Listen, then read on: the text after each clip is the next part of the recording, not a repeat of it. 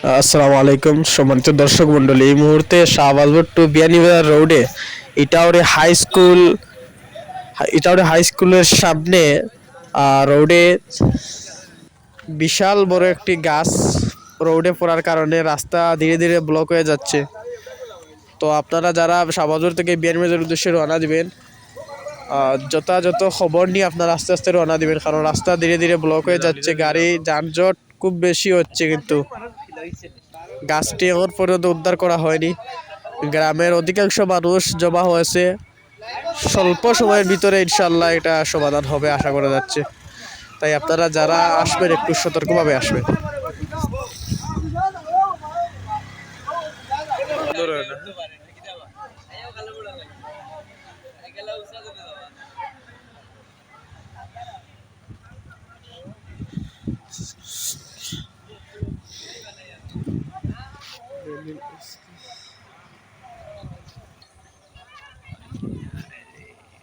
ওদের 1 মিনিটের উপরে আছে।